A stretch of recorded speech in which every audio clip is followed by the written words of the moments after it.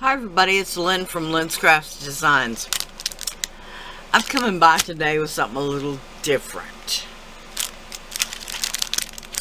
I don't know if y'all know this or not, but I also, well, let's say, used to make cloth dolls.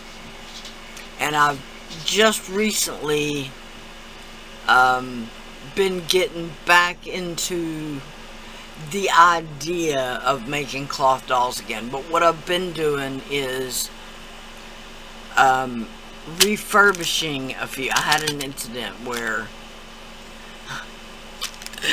the neighbor's two St. Bernard puppies, and when I say puppies I mean like 6-month-old puppies, so about 3/4 grown size, but still puppies. They got a hold of, when I'm getting ready to do a show, I package my dolls in zippered laundry bags, and I don't know, they hold about 5 maybe, because these dolls are quite large. They're 29 inches. The pattern is 29 inches, so finished size is more like 3 feet. Anyway, the dogs got a hold of one of those zippered bags and totally destroyed about 5 dolls. Now, I rescued 4 of them quite easily. The way I make the dolls, their clothes are, okay, they're like little people. Their clothes are made where they're completely removable. So I took the clothes off, put them back in the laundry bag, threw them in the wash, yada yada. 2 of them were more damaged. One of them had her arm completely ripped open, the stuffing pulled out, etc. She was a mermaid. Her clothing was half gone. It wasn't pretty. Now the Easter girl, I salvaged her, washed her clothes, the clothes had to have a few details done back to them, but besides that, they were salvageable. I had a gypsy a gypsy belly dancer that her clothes were pretty rough, but salvageable. So she was like a Dance of the Seven Veils doll. So I replaced a few of her veils and etc. Redid her. So that's 2 that I've redone so far. Right now I'm working on the mermaid. To make a long story short, this is something I've never done before, okay? I've watched a lot of YouTube videos that make it look really easy. I hate that. I hate to even say that. This is the Baroque 3 Prima IOD mold. I'm going to say once again, these have been discontinued for several years. If you go to look for them, Prima Mold Baroque 3. If there are any available, that's how you'll find them. This one is the Baroque 5. Those are the 2 I'm going to be using. I'm going to use this little detail right up here at the top. This little flower motif. Now, when I say I've never done this before, I've never done this before. I'm going to fill the mold with hot glue.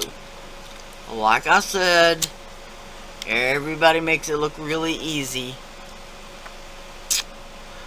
But I don't know how true that is. Let me see. Somewhere, there we go. And there we go. Alright, 2 glue sticks on standby. I'm going to do 2 of these to start out with.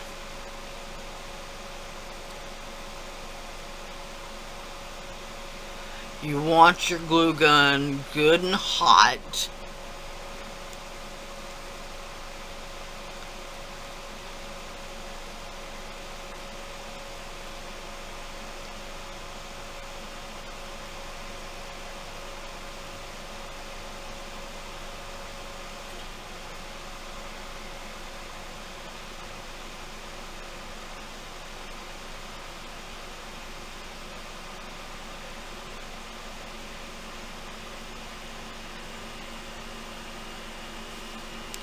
Now this is all going to wind up being painted, so that's why I wasn't worried about whether the mold was clean or not.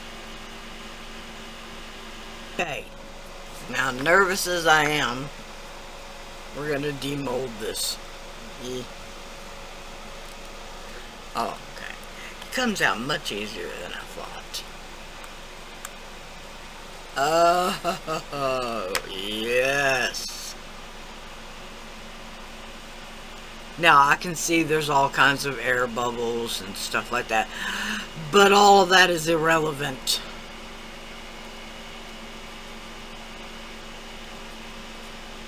Yeah, this is nice.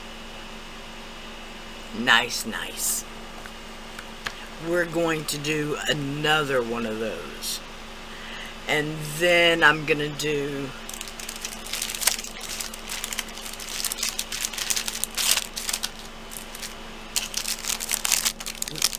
this one. This one.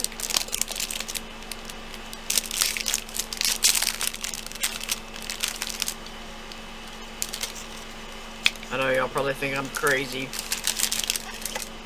for keeping my stuff in the original packaging, but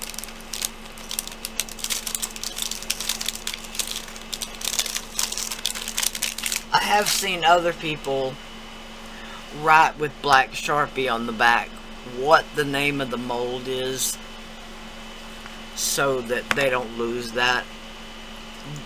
That'd be my problem. I would forget what mold it is, and you would not believe how many times I've had to look up these different molds to put links below and stuff like that. Anyway, I'm going to do this one as well. I'm hoping. Now, what we're going to do eventually is I'm hoping to make a crown. A crown for the mermaid. So we're gonna do this one. I'm gonna do it off camera, and then we'll tackle the other one. Okay, now a moment of truth. Now I don't know how well this would work for a mixed media type project, as in like gluing it to a glass bottle or something like that. The flexibility would be ideal, but I just don't know how well it would stick. So that's something we'll have to try out. But I mean, demolds like a dream. And as you can see, it comes out of the mold completely. Now, it'll need some trimming up and stuff like that, like they always do, no matter what you make them out of. But that is pretty darn nice. Alright. Wow. Super impressed with the ease of that technique. Now, because it's on my silicone mat, which is already non-stick. Don't worry about the color differences and stuff like that.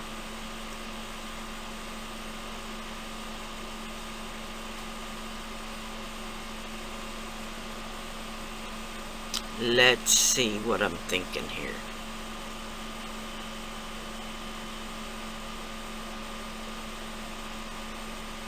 Okay, instead of glitter, this is the metallic wax.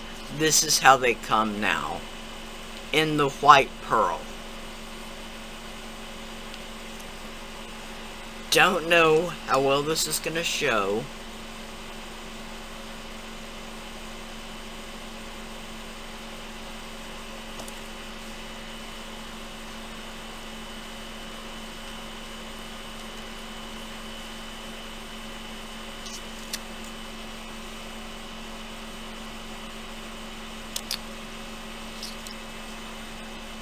Maybe this with still a little bit of glitter. I'm not sure yet.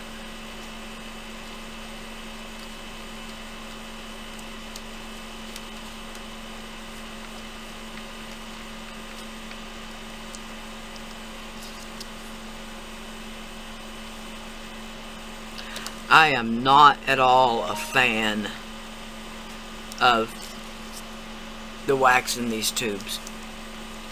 I realized the point was that they don't dry out as fast, supposedly. But anytime you have these metal tubes, okay, you risk breaking the tube, if that makes any sense. And once you break that tube, it's gonna dry out. It's just gonna dry out. At least the tubs are made of metal that you're not gonna break.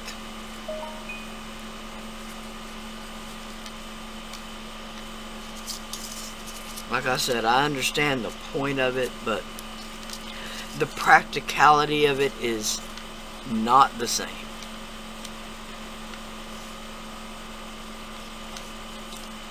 Alright. Now, like I said, I don't know how well you can see that, or if you can even see it.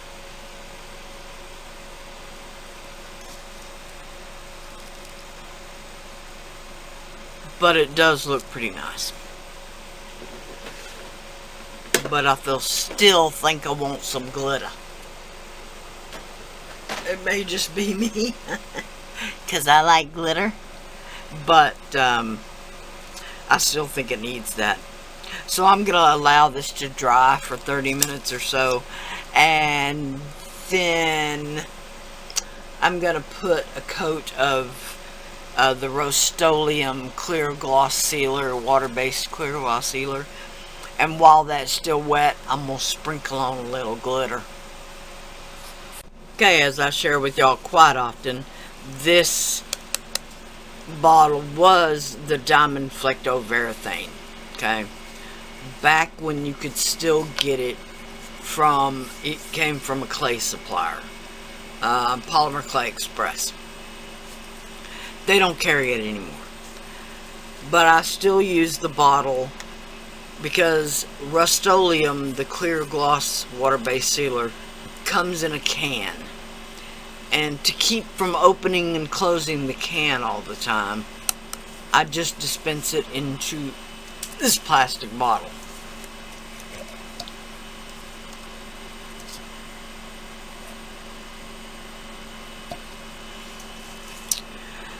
Alright. Now, just like when you do the wax to begin with, I don't really want it saturated everywhere. I just want it on the high points mainly.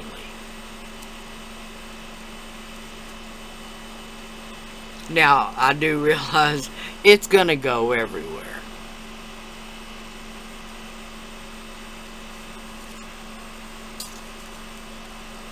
It just will.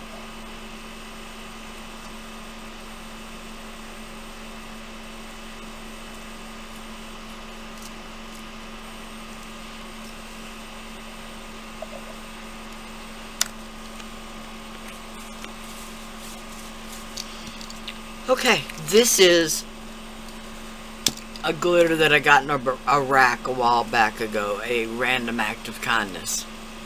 But this glitter is so fine that if used on anything else, you just almost can't see it. Now, don't know how else to do this, but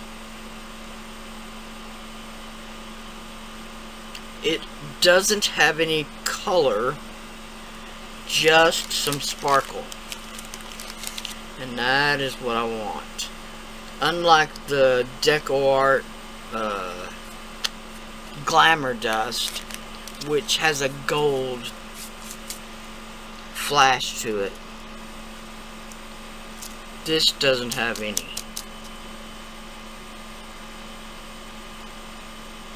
Yes. That is what I'm looking for right there. Hold it up a little closer.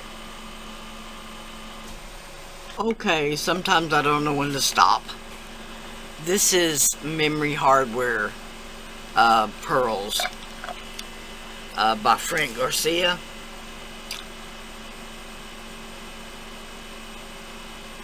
This is the Pearls 5, which is the gilded pearls.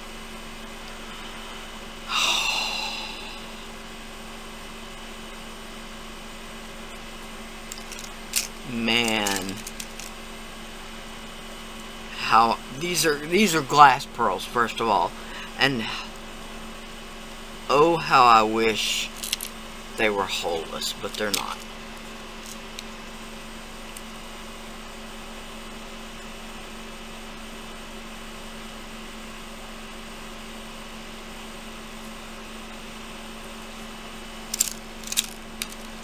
So I'm just gonna add a few, if I can even grab some.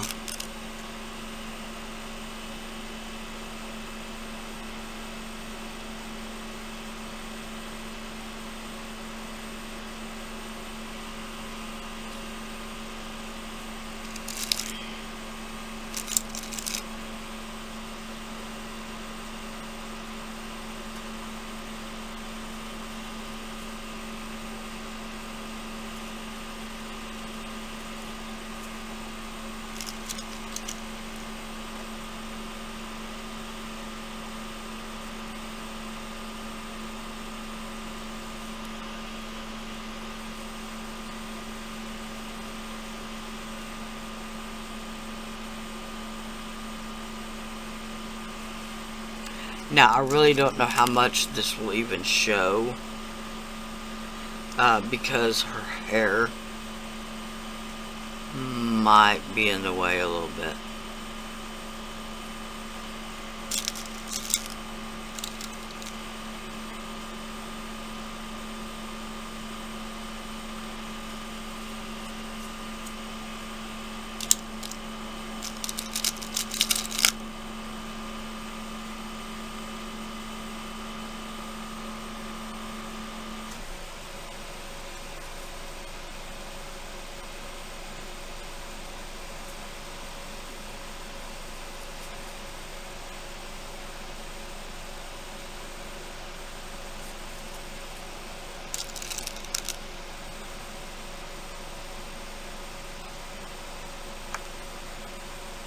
I'll see about putting it on her and then show you some pictures at the end.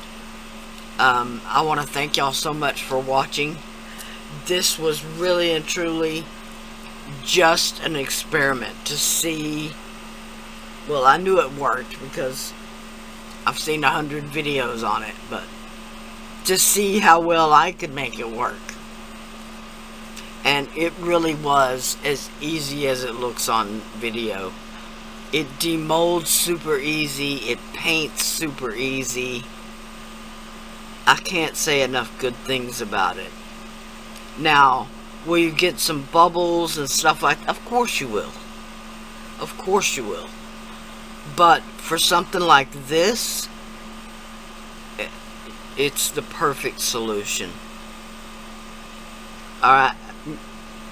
Thank y'all so much for watching. Please like, share, and subscribe.